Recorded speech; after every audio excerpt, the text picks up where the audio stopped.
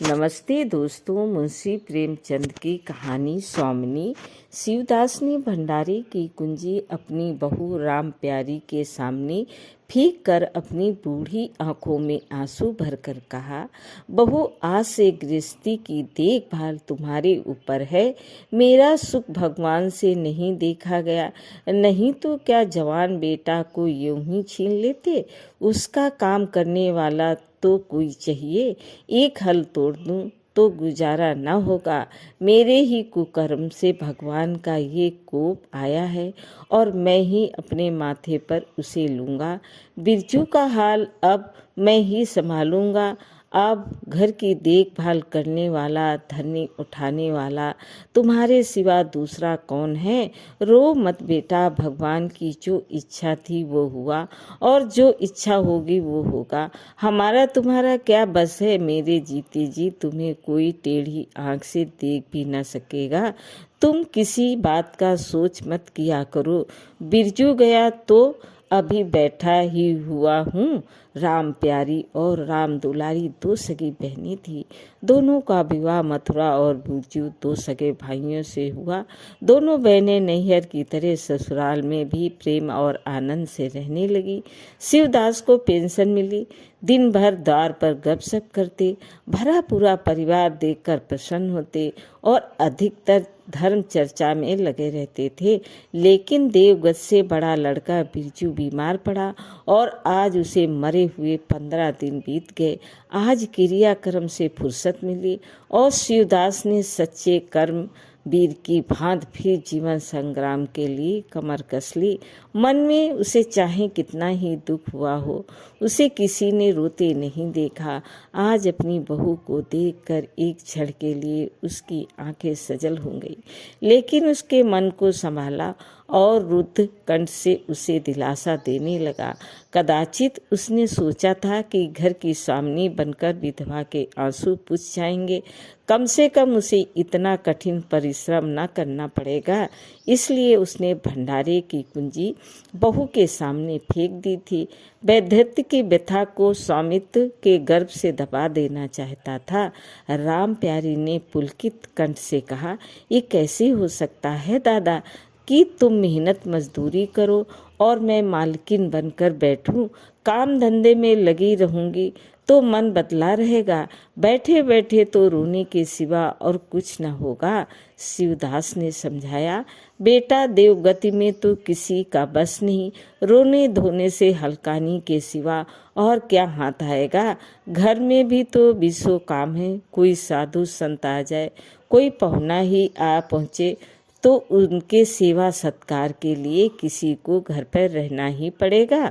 बहू ने बहुत ही हीले किए पर शिवदास ने एक न सुनी।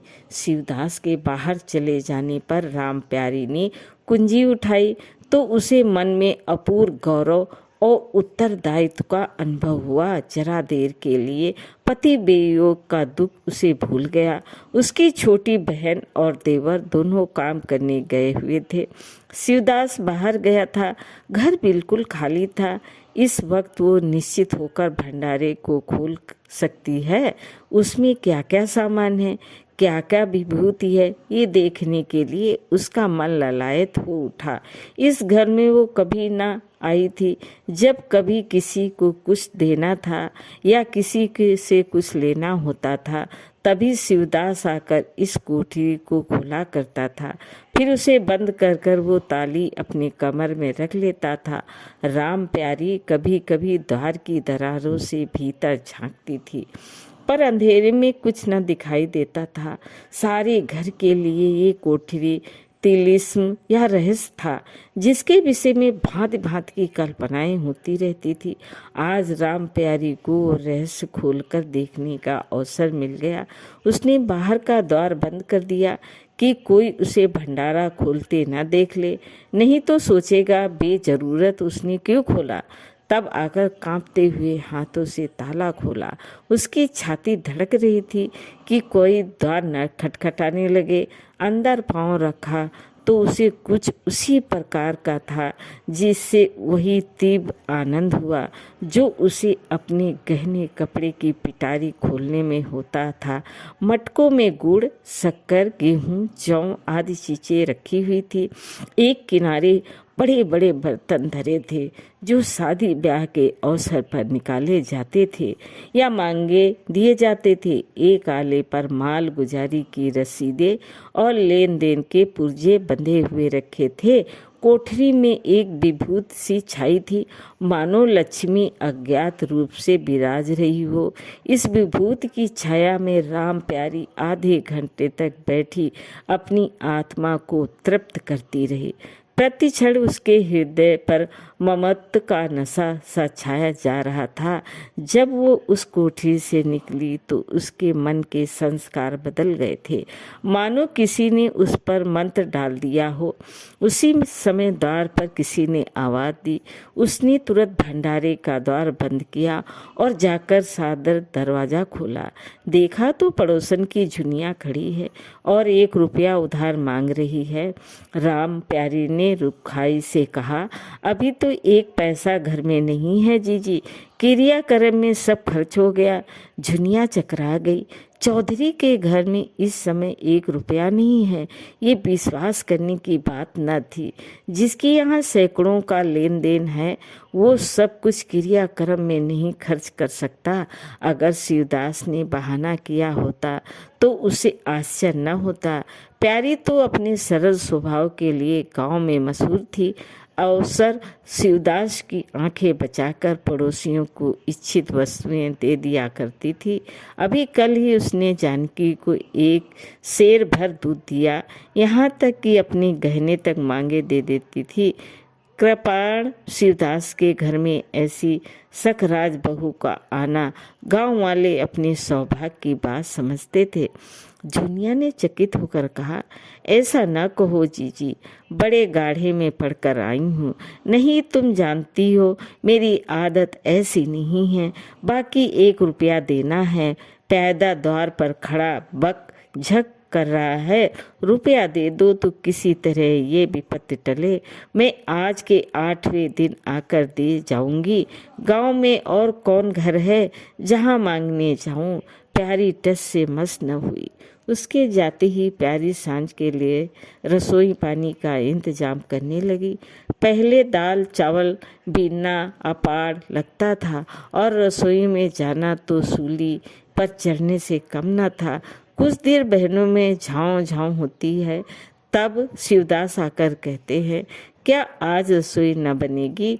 तो दोनों में से एक उठती और मोटे मोटे टिक्कर लगाकर रख देती, मानो बैलों का रतीबा हो। आज प्यारी तन मन से रसोई के प्रथम बंद में लगी हुई है।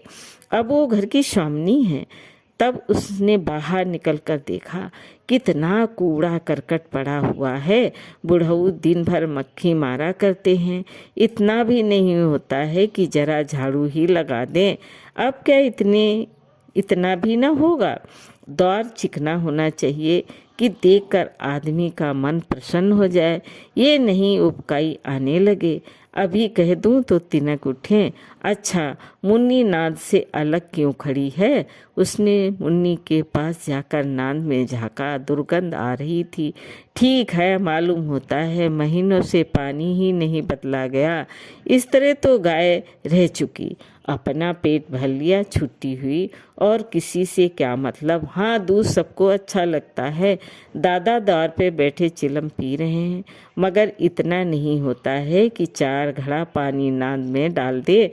मजूर रखा है, वो भी 3 कौड़ी का। खाने को 1.5 सेर, काम करने नानी मरती है। आ जाता है तो पूछती हूँ, नाद में पानी क्यों नहीं बदला? रहना हो तो रहे या जाए, आदमी बहुत मिलेंगे। चारों ओर से लोग मारे मारे फिर रहे हैं। आखिर उससे न रह गया, घड़ा उठाकर पानी लाने चली। शिवदास ने पुकारा, पानी क्या होगा बहू, इसमें पानी भरा हुआ है। प्यारी ने कहा, नांद का पानी सड़ गया है, मुन्नी भूसे में मुंह नहीं डालती, देखते नहीं हूँ कोस भर पर खड़ी है। शिवदास मार्मिक भाव से मुस्कुराए और आकर बहू के हाथ से घड़ा ले लिया। कई महीने बीत गए। प्यारी के अधिकार में आते ही उस घर में जैसे बसंत आ गया। भीतर बाहर जहाँ देखिए किसी निपुण प्रबंधक के हस्त कौशल, सुविचार और सुरुचि के चिन्ह दिखते थे। प्यारी ने गृह यंत्र की ऐसी चाबी कस दी थी कि सभी पुर्जे ठीक ठाक चलने लगे थे। भोजन पहले से अच्छा मिलता है और समय पर मिलता है। दूध ज़्यादा होता है, घी ज़्यादा होता है और काम ज़्यादा होता है। प्यारी न खुद विश्राम लेती है, न दूसरों को विश्राम लेने देती है। घर में ऐसी बरकत आ गई है कि जो चीज़ मांगो घर में ही निकल आती है। आदमी से लेकर जानवर तक सभी स्वस्थ दिखाई देते हैं। अब वो पहले किसी दशा नहीं है कि कोई चिथड़े लपेटे घूम रहा है, किसी को गहने की धुन सवार है। हाँ, अगर कोई रुग्णी और चिंतित तथा मलिन भेष में है तो वो प्यारी है। फिर भी सारा घर उससे चलता है। यहाँ तक कि बूढ़े शिवदास भी कभी कभी उसकी बदगोई करते हैं। किसी को पहर रात रहे उठना अच्छा नहीं लगता। मेहनत से सभी जी चुराते हैं, फिर भी ये सब मानते हैं कि प्यारी ना हो तो घर का काम न चले। और दोनों बहनों में भी अब उतना प्रेम अपनापन नहीं है। प्रातः काल का समय था। दुलारी ने हाथों के कड़े लाकर प्यारी के सामने पटक दिए और घुन्नई हुई बोली, लेकर इसे भी भंडारे में बंद कर दे। प्यारी ने कड़े उठा लिए और कोमल सुर से कहा, कह तो दिया, हाथ में रुपये आने दे, बनवा दूंगी। अभी ऐसा घिस नहीं गया है कि आज ही उतार कर फेंक दिया जाए। दुलारी लड़ने को तैयार होकर आई थी। बोली, तेरे हाथ में काहे को कभी रुपया आएंगे और काहे को कड़े बनेंगे, जोड़ जोड़ कर रखने में मज़ा आता है। प्यारी ने हंसकर कहा, जोड़ जोड़ कर रखती हूँ तो तेरे लिए कि मेरे लिए कोई और बैठा हुआ है कि मैं सबसे ज़्यादा खा पहन लेती हूँ। मेरा अनंत कब का टूटा पड़ा है। दुलारी, तुम ना खाओ ना पहनो, जस तो पाती हो। यहाँ खाने पहने के सिवा और क्या है। मैं तुम्हारा हिसाब किताब नहीं जानती। मेरे कड़े आज बनन को भेज दो। प्यारी ने सरल विनोद भाव से कहा, रुपये ना हो तो कहाँ से लाऊं। दुलारी ने उद्दंडता के साथ कहा, मुझे उससे कोई मतलब नहीं, मैं तो कड़े चाहती हूँ। इसी तरह घर के सब आदमी अपने अपने अवसर पर प्यारी को दो चार खरी खोटी सुना जाते थे और वो गरीब सबकी धौंस हंस कर सहती थी। स्वामिनी का ये धर्म है, सबकी धौंस सुन ले और करे वही जिसमें घर का कल्याण हो। स्वामित्व के कवच पर धौंस, ताने, धमकी किसी का असर न होता। उसकी स्वामिनी की कल्पना इन आघातों से और भी स्वस्थ होती है। वो गृहस्थी की संचालिका है। सभी अपने अपने दुख उसी के सामने रोते हैं, पर जो कुछ वो करती है वो वही होता है। इतना उसे प्रसन्न करने के लिए काफ़ी था। गांव में प्यारी की सराहना होती थी। अभी उम्र ही क्या है, लेकिन सारे घर को संभाले हुए है। चाहती तो सगाई करके चैन से रहती। इस घर के पीछे अपने को मिटिया देती है। कभी किसी ने हंसते बोलते भी नहीं। जैसी काया पलट हो गई। कई दिन बाद दुलारी ने कड़े बनाकर आ गए। प्यारी खुद सुनार के घर दौड़ दौड़ कर गई। संध्या हो गई थी। दुलारी और मथुरा हाट से लौटे। प्यारी ने नए कड़े दुलारी को दिए। दुलारी निहाल हो गई। चटपट कड़े पहने और दौड़ी हुई बरोठे में जाकर मथुरा को दिखाने लगी। प्यारी बरोठे के द्वार पर छिपी खड़ी ये दृश्य देखने लगी। उसकी आंखें सजल हो गई। दुलारी उससे कुल 3 ही साल तो छोटी है, पर दोनों में कितना अंतर है। उसकी आंखें मानो उस दृश्य पर जम गई। दाम्पत्य का वो सरल आनंद, उसका प्रेम आलिंगन, उसकी मुंद मुद्रा प्यारी की टकटकी सी बन गई। यहाँ तक कि दीपक के धुंधले प्रकाश में वे दोनों उसकी नजरों से गायब हो गए और अपने ही अतीत जीवन की एक लीला आंखों के सामने बार बार नए नए रूप में आने लगी। साहस शिवदास ने पुकारा, बड़ी बहू, 1 पैसा दो, तम्बाकू मंगवाऊं। प्यारी की समात टूटी। आंसू पोंछती हुई भंडारे में पैसा लेने चली गई। एक एक करके प्यारी के गहने उसके हाथ से निकलते जाते। वो चाहती थी मेरा घर गांव में सबसे संपन्न समझा जाए और वो इस महत्वाकांक्षा का मूल देना पड़ता था। कभी घर की मरम्मत के लिए और कभी बैलों की नई गोई खरीदने के लिए, कभी नाते रिश्तेदारों के व्यवहारों के लिए, कभी बीमारों की दवा दारू के लिए रुपये की जरूरत पड़ती रहती थी। और जब बहुत कतार ब्योत करने पर भी काम न चलता तो वो अपनी कोई न कोई चीज़ निकाल देती और चीज़ एक बार हाथ से निकल कर फिर न लौटती थी। वो चाहती तो इनमें से कितने ही खर्चों को टाल जाती, पर जहाँ इज्जत की बात आ पड़ती थी वो दिल खोलकर खर्चा करती। अगर गांव में हेटी हो गई तो क्या बात रहेगी, लोग उसी का नाम लेकर तो धरेंगे। दुलारी के पास भी गहने थे, 2-1 चीज़ें मथुरा के पास भी थी, लेकिन प्यारी उनकी चीज़ें न छूती। उनके खाने पहनने के दिन हैं, वे इस जंजाल में क्यों फंसे। दुलारी को लड़का हुआ तो प्यारी ने धूमधाम से जन्म उत्सव मनाने का प्रस्ताव किया। शिवदास ने विरोध किया, क्या फायदा, जब भगवान की दया से सगाई ब्याह के दिन आएंगे तो धूमधाम से कर लेना। प्यारी का हौसले से भरा दिल भला क्यों मानता। बोली, कैसी बातें करते हो दादा, पहला उठा लड़के के लिए भी धूमधाम ना हुई तो कब होगी। मन तो नहीं मानता, फिर भी दुनिया क्या कहेगी।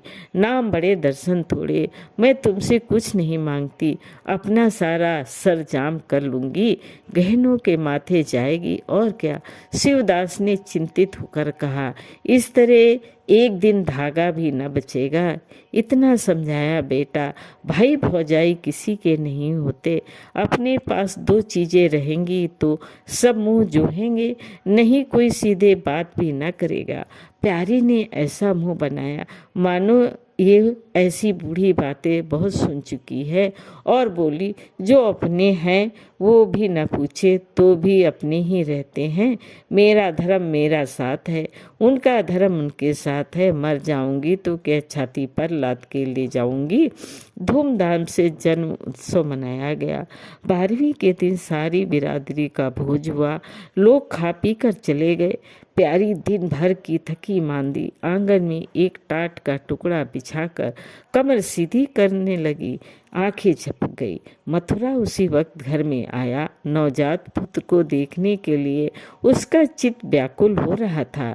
दुलारी सौर घर से निकल चुकी थी, गर्भावस्था में उसकी देह छीड़ हो गई थी, मुंह भी उतर गया था, पर आज स्वास्थ्य की लालिमा मुख पर छाई हुई थी। सौर के संयम और पौष्टिक भोजन ने देह को चिकना कर दिया था।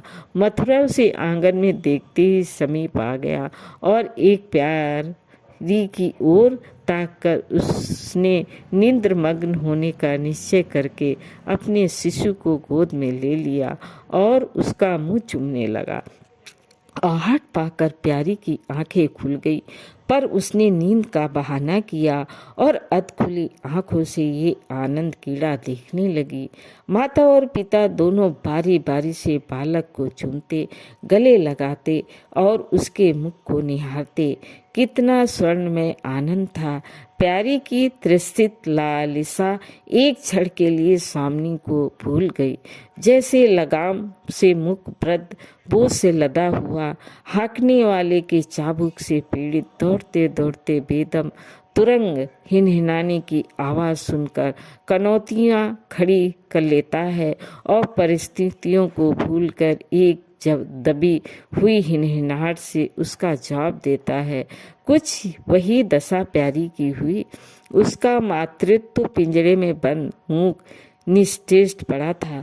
समीप से आने वाला मातृत्व की चहकार सुनकर जैसे जाग पड़ा और चिंताओं के उस पिंजरे से निकलने के लिए पंख फड़फड़ाने लगा।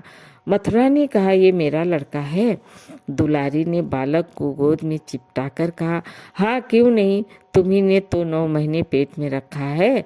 संसद तो मेरी हुई, बाप कहलाने के लिए तुम कूद पड़े। मथुरा मेरा लड़का ना होता तो मेरी सूरत क्यों होता? चेहरा मोरा रंग रूप सब मेरा सा ही है कि नहीं? दुलारी, इससे क्या होता है?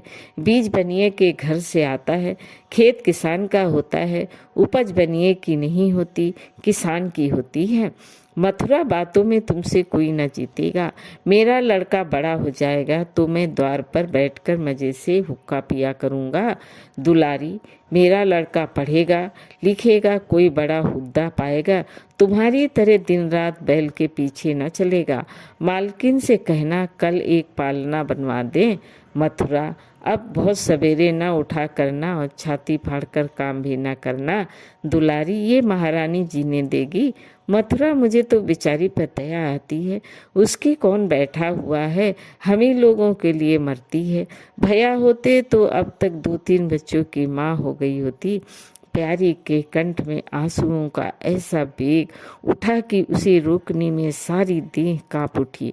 अपना वंचित जीवन उसे मरुस्थल सा लगा, जिसकी सूखी रेत पर वो हरा भरा बाग लगाने की निष्फल चेष्टा कर रही थी।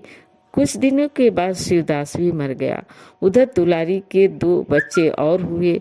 वो भी अधिकतर बच्चों के लालन पालन में व्यस्त रहने लगी। खेती का काम मजदूरों पर आ पड़ा। मथुरा मजदूर तो अच्छा था, संचालक अच्छा ना था। उसे स्वतंत्र रूप से काम लेने का भी अवसर ना मिला। खुद पहले भाई की निगरानी में काम करता रहा, बाद में बाप की निगरानी में काम करने लगा। खेती का तार भी ना जानता था। वही मजूर उसके यहाँ टिकते थे जो मेहनत नहीं खुशामद करने में कुशल होते थे। इसलिए प्यारे को अब दिन में 2-4 चक्कर हार के भी लगाना पड़ता। कहने को वो अभी मालकिन थी, पर वास्तव में घर भर की सेविका थी। मजूर भी उससे त्योरियां बदलते, जमींदार का प्यादा भी उसी पे धौंस जमाता। भोजन में भी किफायत करनी पड़ती। लड़कों को तो जितनी बार मांगे उतनी बार कुछ न कुछ चाहिए। मथुरा घर का सरदार था, उसके लिए अधिकार को कौन छीन सकता है? मजूर भला क्यों रियायत करने लगा? सारी कसर प्यारी पे निकलती थी। वही एक फालतू चीज थी। अगर आधा पेट खाए तो किसी को हानि ना हो सकती थी। 30 वर्ष की अवस्था में उसके बाल पक गए, कमर झुक गई, आंखों की ज्योत कम हो गई, मगर वो पसंद थी। स्वामित्व का गौरव इन सारे जख्मों पर मरहम का काम करता था। एक दिन मथुरा ने कहा, भाभी, अब तो कहीं परदेश जाने का जी होता है। यहाँ तो कमाई में बरकत नहीं है, किसी तरह पेट की रोटी चल जाती है, वो भी रो धो कर। कई आदमी पूरब से आए हैं, वे कहते हैं वहाँ 2-3 रुपये रोज की मजदूरी हो जाती है। 4-5 साल भी रह गया तो माला माल हो जाऊंगा। अब आगे लड़के वाले हुए हैं, उनके लिए तो कुछ करना ही चाहिए। दुलारी ने समर्थन किया। हाथ में 4 पैसे होंगे तो लड़कों के पढ़ाएंगे लिखाएंगे। हमारी तो किसी तरह कट गई, लड़कों को तो हमारी आदमी बनाना है। प्यारी का ये प्रस्ताव सुनकर अवाक रह गई। उसका मुंह ताकने लगी। उसके इससे पहले इस तरह की बातचीत कभी न हुई थी। ये धुन कैसे सवार हो गई? उसे संदेह हुआ, शायद मेरे कारण ये भावना उत्पन्न हुई। बोली, मैं तो जाने को न कहूँगी, आगे जैसी इच्छा हो।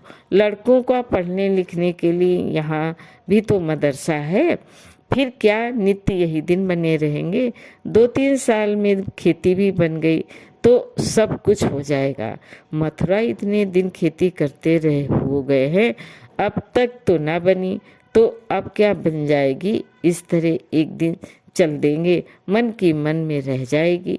फिर अब पौरुष भी तो थक रहा है, ये खेती कौन संभालेगा? लड़कों को मैं चक्की में जोत कर उनकी जिंदगी नहीं खराब करना चाहता। प्यारी ने आंखों में आंसू लाकर कहा, भैया घर पर जब तक आधी मिले सारी के लिए ना धावना चाहिए। अगर मेरी ओर से कोई बात हो तो अपना घर बार अपने हाथ में करो, मुझे एक टुकड़ा दे देना, पड़ी रहूंगी।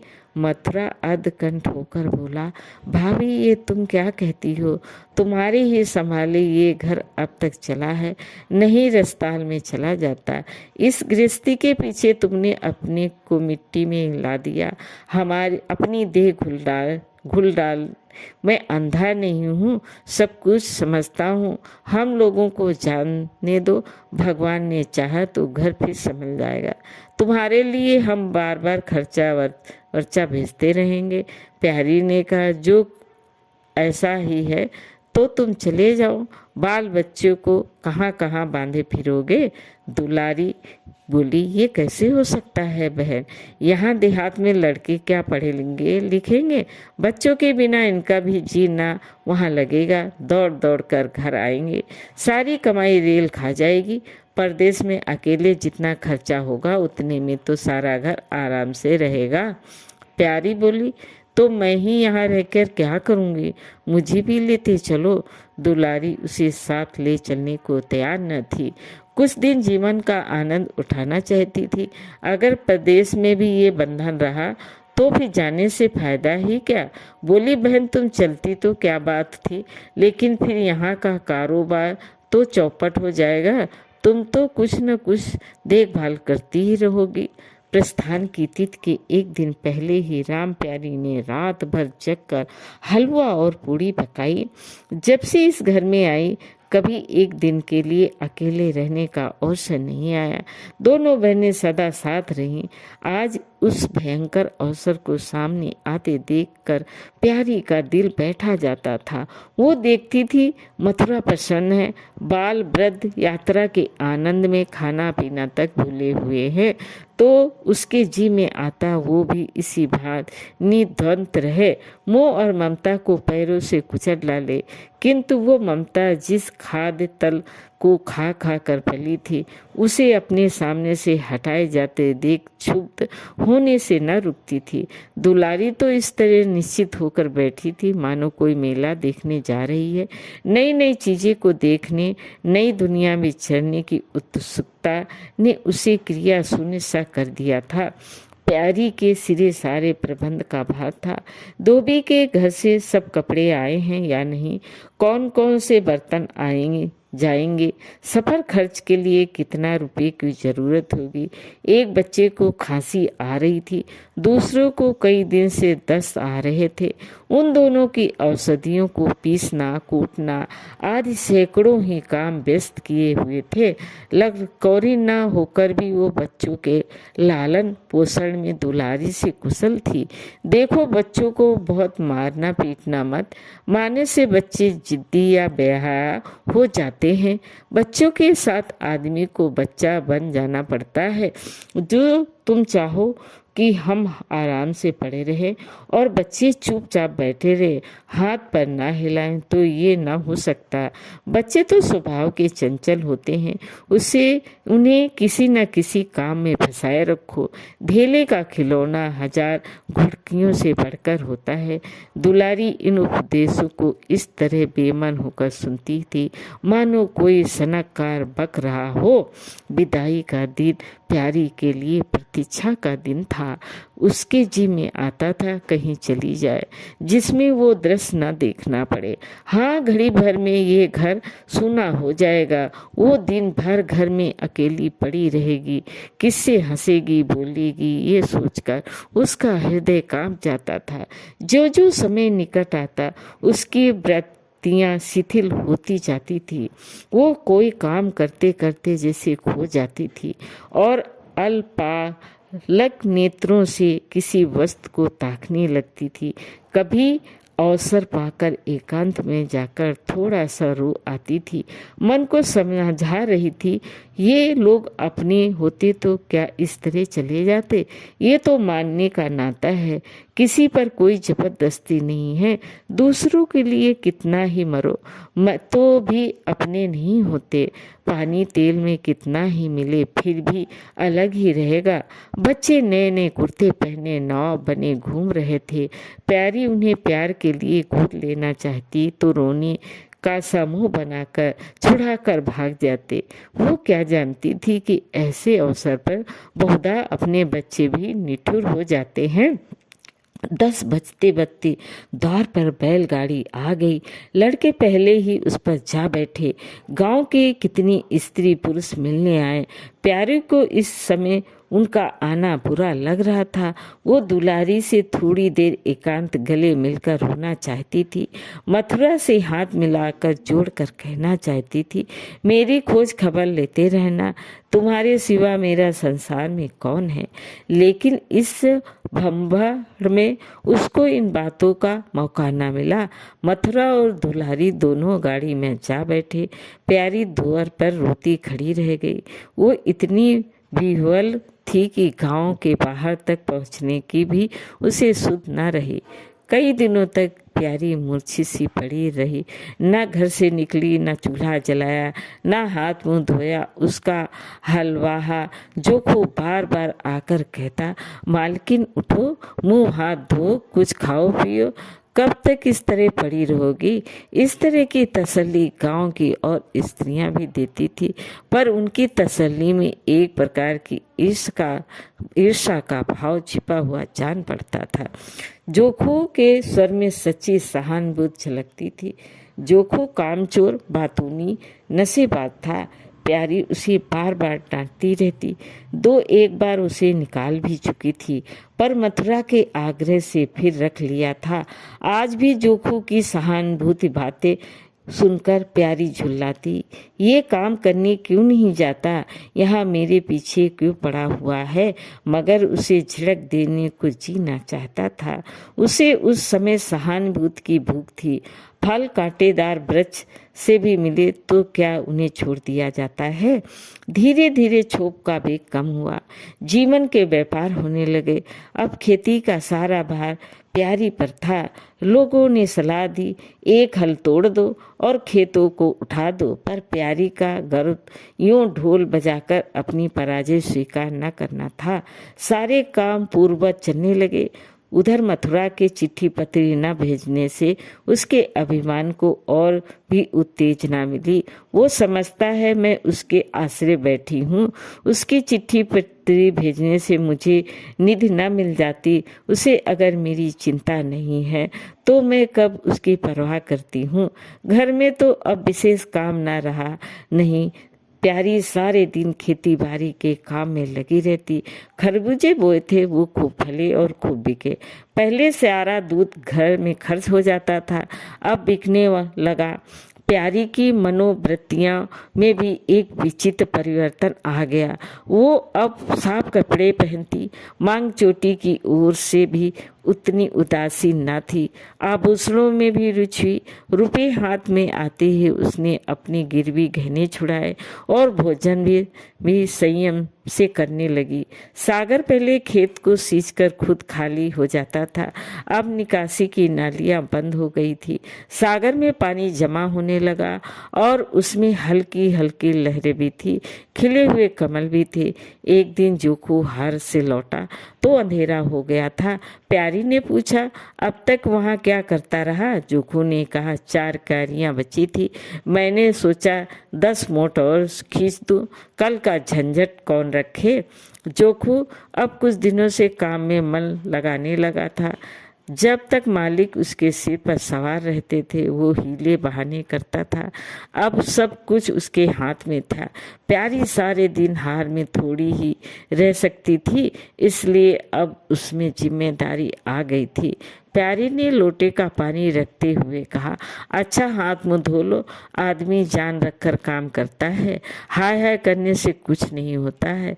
खेत आज ना होते कल होते, क्या जल्दी थी। जोखू ने समझा प्यारी बिगड़ रही है।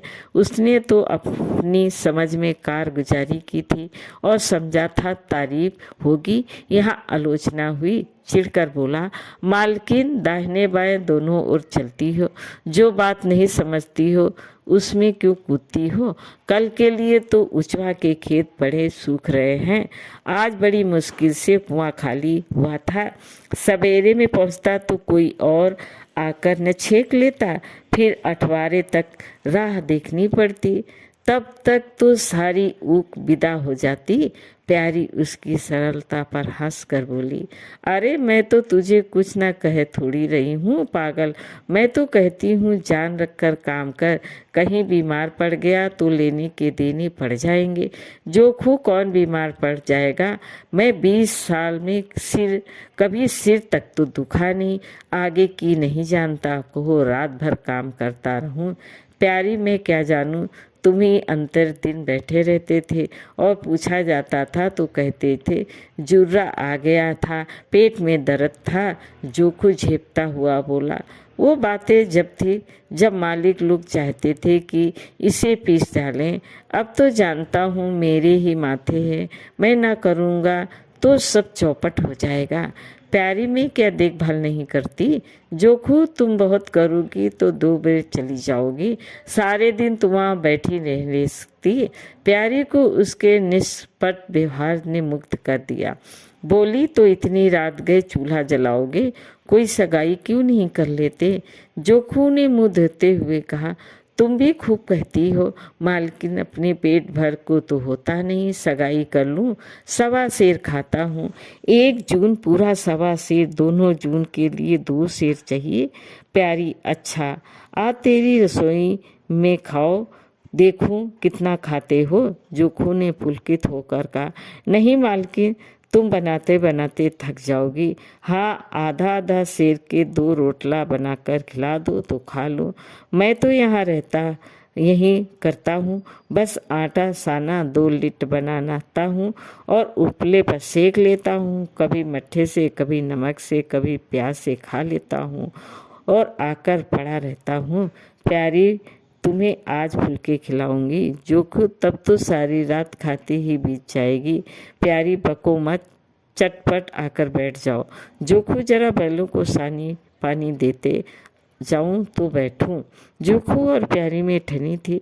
प्यारी ने कहा, मैं कहती हूँ धार रोपने की कोई ज़रूरत नहीं है, झड़ी लग जाए तो खेत डूब जाएगा, बरखा बंद हो जाए तो खेत सूख जाएगा, जुआर बाजरा सन अरहर सब तो है, धान न सही।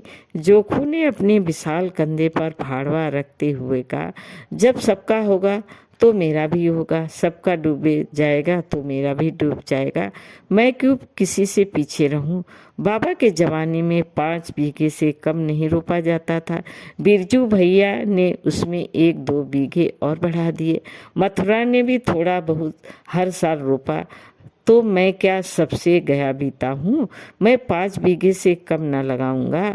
तब घर में 2 जवान कमाने काम करने वाले थे, मैं अकेला उन दोनों के बराबर खाता हूँ, दोनों के बराबर काम न करूँगा।